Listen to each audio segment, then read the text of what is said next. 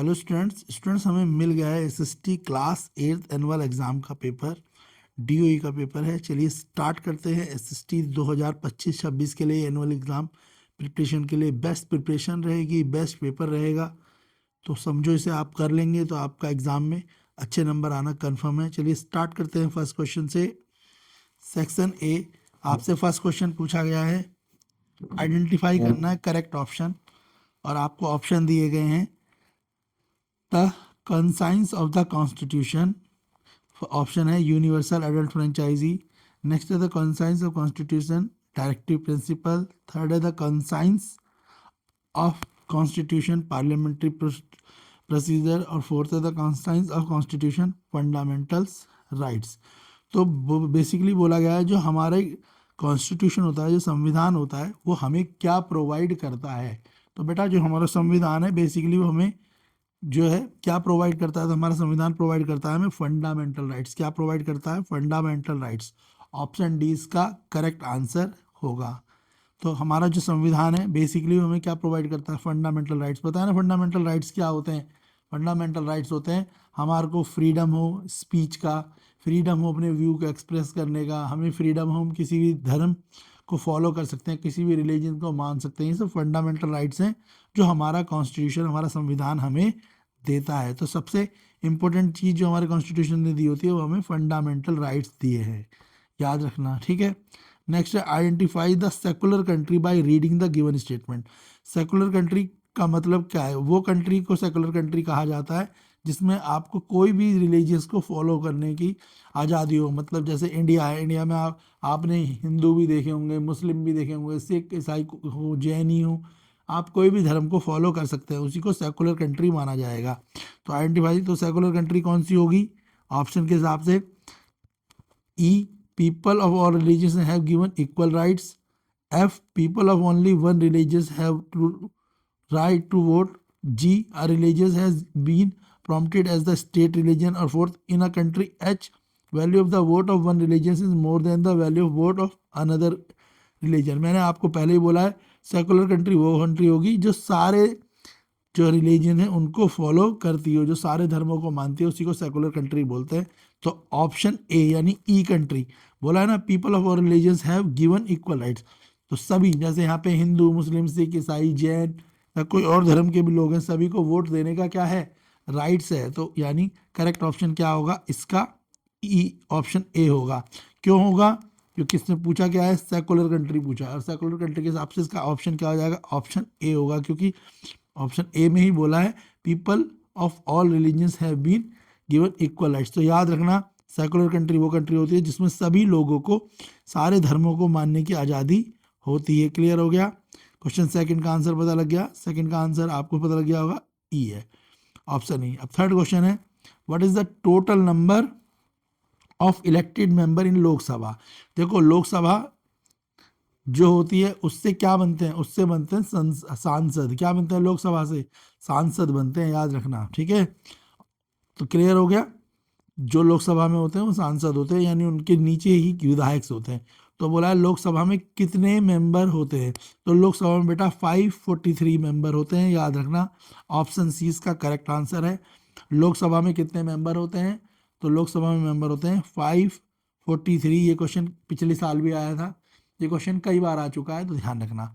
Next है question fourth, fill in the blank with the help of appropriate option.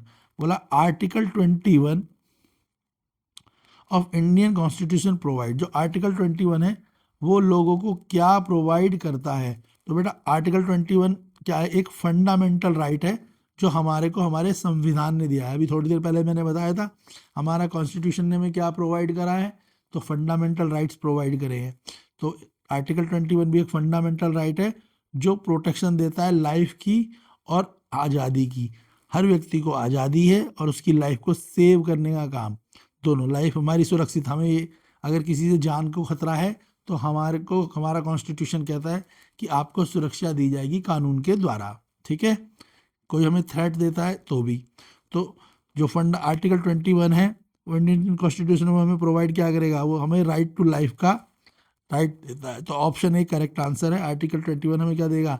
हमारे जीवन को बचाने की, राइट टू लाइफ का जो है ऑप्शन हमें आर्टिकल 21 से मिलता है, फ्रीडम का भी होता है वैसे इसमें। नेक्स्ट है in which year, question fifth है, in which year was the schedule caste and schedule tribe act pass, किस साल SC ST एक्ट को पास किया गया था। तो SC ST एक्ट आप बहुत सुना भी होगा, जो निम्न जाति के लोग होते हैं या वो लोग जो कबीलों में रहते हैं उनकी जो है फाइनेंशियल कंडीशन कमज़ोर होती है, इसके लिए क्या बनाया गया, SC ST एक्ट बनाया गया, जिससे उन्हें कुछ बेनिफिट्स मिल सकें, उन्हें रिजर्वेशन मिल सके, साथ में उन्हें एक कानूनी प्रोटेक्शन भी प्रोवाइड करी गई कि अगर कोई उनको किसी भी प्रकार से उनको हैरास करने की कोशिश करता है तो SC ST एक्ट उन्हें प्रोटेक्ट करेगा। ठीक है, तो SC ST एक्ट क्या है, जो शेड्यूल कास्ट और शेड्यूल ट्राइब के लोग हैं उनको प्रोटेक्ट करने के लिए वो बनाया गया, ताकि वो भी लोग अपने जीवन को अच्छे से जी पाए। क्लियर है। तो SC ST एक्ट किस डेट पे बनाया गया, तो 1989 में बनाया गया। ऑप्शन सी इसका करेक्ट आंसर है, याद रखना। और SC ST एक्ट क्या है वो मैंने आपको बता ही दिया कि वो एक्ट जो शेड्यूल कास्ट और शेड्यूल ट्राइब को प्रोटेक्ट करने के लिए SC ST एक्ट को बनाया गया था। कब बनाया गया था, 1989 में। नेक्स्ट क्वेश्चन है question number 6, which of the following is not a factor of soil formation. Soil formation के लिए इनमें से कौन सा फैक्टर कामगार नहीं है। देखो सॉइल फॉर्मेशन यानी मिट्टी को बनाना, तो सॉइल फॉर्मेशन एक ऐसा प्रोसेस होता है, ठीक है, जिससे क्या होता है सॉइल को में ऑर्गेनिक मैटर वगैरह की हेल्प मिले और क्लाइमेट फैक्टर जो है वो सॉइल की फॉर्मेशन में हेल्प करते हैं। तो यहाँ पे बोला which of the following is not a factor of soil formation. तो सॉइल फॉर्मेशन का इनमें से कौन सा फैक्टर नहीं है, time, organic matter, climate factor. तो जो सॉइल फॉर्मेशन है वो ही सॉइल फैक्टर का जो है वो ही सॉइल फॉर्मेशन का फैक्टर नहीं है, यानी ऑप्शन 20 का करेक्ट आंसर है। यानी अगर सॉइल की फॉर्मेशन होनी चाहिए तो टाइम चाहिए, ऑर्गेनिक मैटर चाहिए और क्लाइमेट फैक्टर चाहिए, मगर सॉइल फॉर्मेशन की कोई ज़रूरत नहीं होती। इसमें नॉट लिखा है इसलिए इसका आंसर हो जाएगा बी। सॉइल फॉर्मेशन की कोई ज़रूरत नहीं होती सॉइल फॉर्मेशन करने के लिए, वो एक नेचुरल प्रोसेस है। Next, which of the following crop is good for winter season. सर्दियों के सीजन में कौन सी फसल हमें उगानी चाहिए जो आसानी से उग जाए, जिसमें हार्ड वर्क कम करना पड़े। बोला है ना गुड, तो कौन सी जो है क्रॉप अच्छी है विंटर सीजन के लिए। तो आपको पता ही है विंटर सीजन में हमें वीट उगाना चाहिए, गेहूं उगाना चाहिए।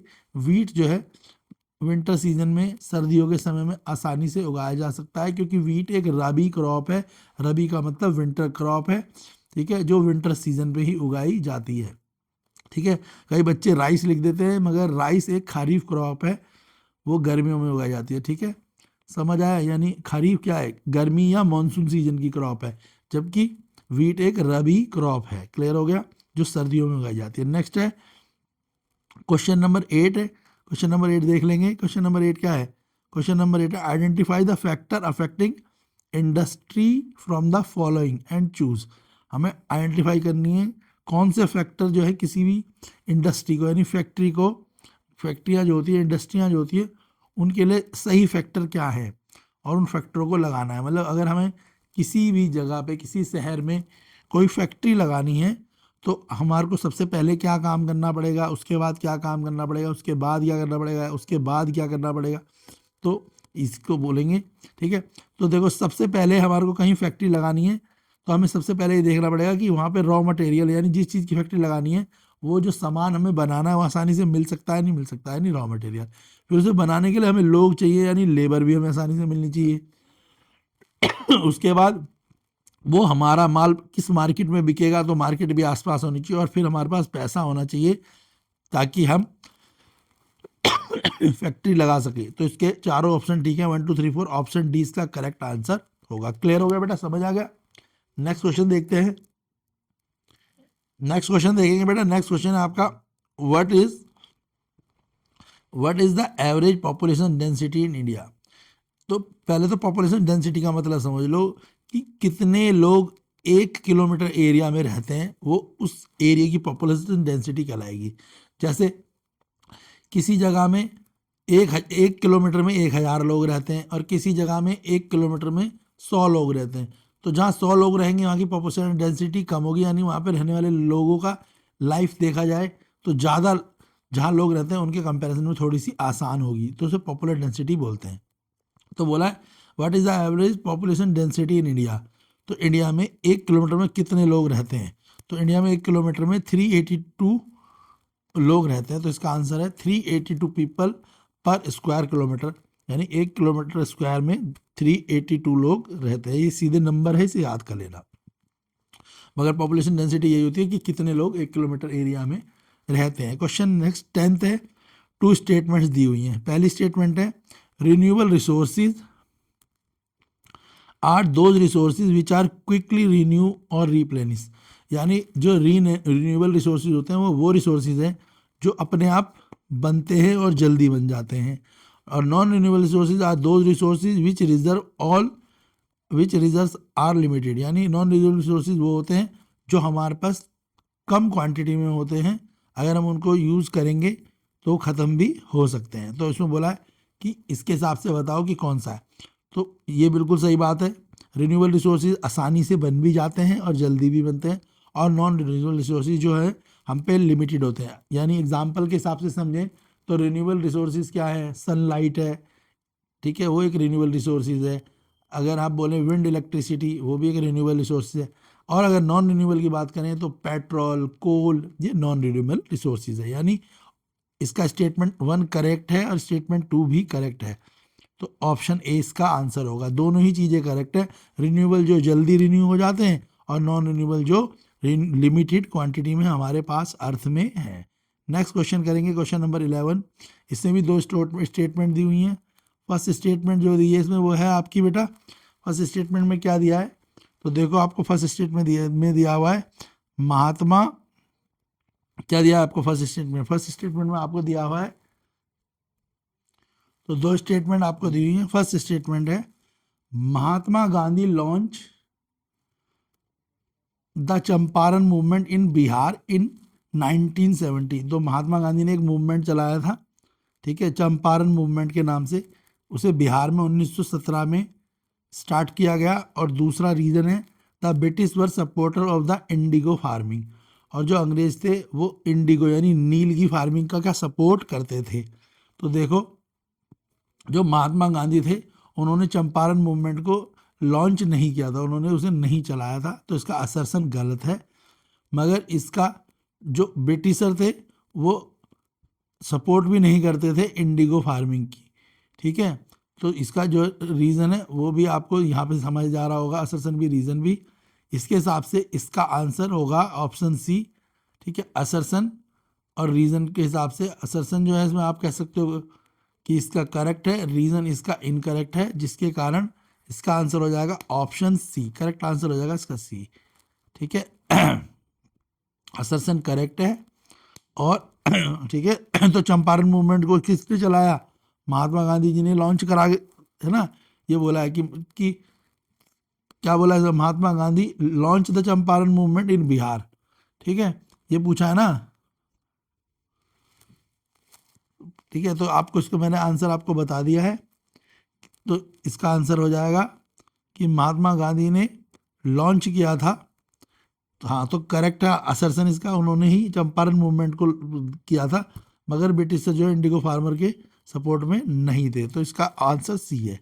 नेक्स्ट क्वेश्चन है 12, in which year was treaty of Salbai sign, जो ट्रीटी ऑफ सलाबिया थी वो किस साल में साइन हुई थी, इसको याद कर लेना।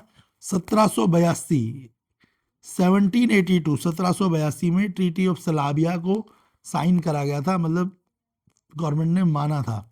तो ट्रीटी ऑफ सलाबिया 1782 में साइन करी गई थी। 13 है बोला fill in the blank with the help of appropriate option, Birsa Munda died of, Birsa Munda की डेथ कब हुई थी ये पूछा गया। तो Birsa Munda died of dash in 1900, तो बिरसा मुंडा जो है बेसिकली वो किस कारण से मरे थे, ठीक है, तो बिरसा मुंडा मरे थे, कॉलरा एक बीमारी है, कॉलरा बीमारी के कारण बिरसा मुंडा मरे थे। मलेरिया, चिकनगुनिया, ट्यूबरकुलोसिस इनके कारण नहीं, कॉलरा एक बीमारी होती है उसके कारण बिरसा मुंडा 1900 ईसा में मर गए थे, 1900 ईसी टाइम में मर गए थे, याद रखना कॉलरा। नेक्स्ट है at which place did Bahadur Shah Zafar die, जो बुद्धवीर शाह थे वो किस जगह पे मरे थे? तो बुद्धवीर शाह रंगून, ऑप्शन ए इसका करेक्ट आंसर है। बुद्धवीर शाह का कहाँ मरे थे? रंगून में बुद्धवीर शाह की डेथ हुई थी। ऑप्शन ए करेक्ट आंसर है, Bahadur Shah Rangoon. Option A correct answer है, बुद्धवीर शाह। नेक्स्ट क्वेश्चन है, when did Rabindranath Tagore start Shanti Niketan? Rabindranath Tagore ने शांति निकेतन को कब स्टार्ट करा था? ये भी डेट याद कर लेना, 1901। ऑप्शन ए 1901, 1901 में रविंद्रनाथ टैगोर ने शांति निकेतन को स्टार्ट किया था। इसके बाद है सेक्शन बी, इसके वेरी शॉर्ट क्वेश्चंस हैं, तो इसके बाद हम इसके वेरी शॉर्ट क्वेश्चन भी करेंगे और जो सेक्शन सी है वो भी करेंगे। सेक्शन बी में 2 मार्क्स के क्वेश्चन है, सेक्शन सी में 3 मार्क्स के क्वेश्चन है, देन सेक्शन डी में 5 मार्क्स के क्वेश्चन है और उसके बाद केस बेस्ड स्टडी का क्वेश्चन भी है। तो ये सारे क्वेश्चन भी हम करेंगे। वीडियो को लाइक करो, शेयर करो, मुझे लगना चाहिए कि आपके लिए वीडियो इम्पोर्टेंट है ताकि आप अपना एग्जाम को अच्छे से कर सकें। तभी मैं सेक्शन बी, सी, डी और केस बेस्ड स्टडी क्वेश्चन को भी सॉल्व करूंगा साथ में। और जो सब्जेक्ट है, इंग्लिश है, मैथ्स है, साइंस है, उनकी भी डीओई के पेपर और जो करंट के पेपर हैं दिस ईयर 25-26 के पेपर, उन सब के सॉल्यूशन भी आपको दिए जाएंगे। साथ में प्रीवियस ईयर के पेपरों को भी सॉल्यूशन आपको चैनल पर ही मिलेंगे। मगर इस वीडियो को लाइक करो, शेयर करो ताकि मैं आप मोटिवेट हो पाऊँ और आपके लिए सेक्शन बी, सी, डी और केस बेस्ड स्टडी क्वेश्चनों को भी कंप्लीट करा सकूँ।